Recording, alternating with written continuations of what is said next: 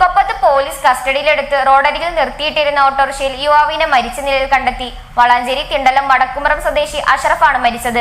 Autorickshaw ഡ്രൈവറായ മലപ്പുറം സ്വദേശി സുനിൽ മദ്യപിച്ച കേസിലാണ് ഓട്ടോറിക്ഷ പോലീസ് കസ്റ്റഡിയിലെടുത്തത്.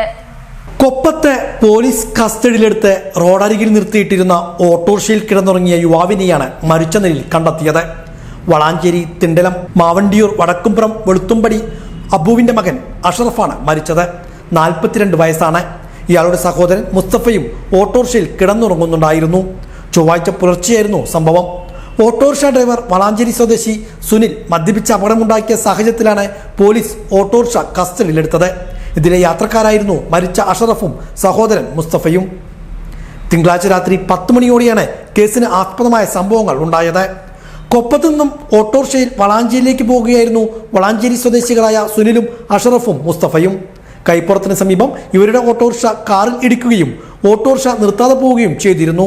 ഇതിനിടെ നാട്ടുകാർ ഓട്ടോറിക്ഷ തടഞ്ഞു നിർത്തി പോലീസിൽ വിവരമറിയിക്കുകയായിരുന്നു. പോലീസ് നടത്തിയ പരിശോധനയിൽ ഡ്രൈവിംഗ് ലൈസൻസും ഇൻഷുറൻസ് രേഖകളൊന്നും കണ്ടെത്തിയില്ല. ഈ സാഹചര്യത്തിലാണ് ഡ്രൈവർ സുനിലിനെതിരെ കേസെടുത്തത്. ഡ്രൈവർ സുനിലും വാഹനത്തിലുണ്ടായിരുന്നവരും മദ്യപിച്ചിരുന്നുവെന്നാണ് പോലീസ് അറിയിച്ചത്. ബുധനാഴ്ച രാവിലെ രേഖകൾ ഹാജരാക്കാൻ ആവശ്യപ്പെട്ട് പോലീസ് ഇവരെ രാത്രിയോടെ തന്നെ പറഞ്ഞയക്കുകയും ചെയ്തു.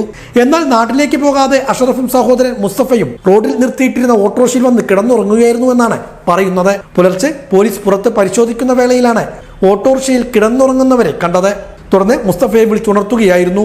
ഇതിനിടെയാണ് സഹോദരന് അനക്കമില്ലെന്ന വിവരം മുസ്തഫ പോലീസിനെ അറിയിക്കുന്നത്. തുടർന്ന് പോലീസ് ഇയാളെ പട്ടാമ്പി താലൂക്ക് ആശുപത്രിയിൽ എത്തിച്ചെങ്കിലും മരണം സംഭവിച്ചു. പോസ്റ്റ്മോർട്ടത്തിന് ശേഷം മൃതദേഹം ബന്ധുക്കൾക്ക് വിട്ടുകൊടുത്തു.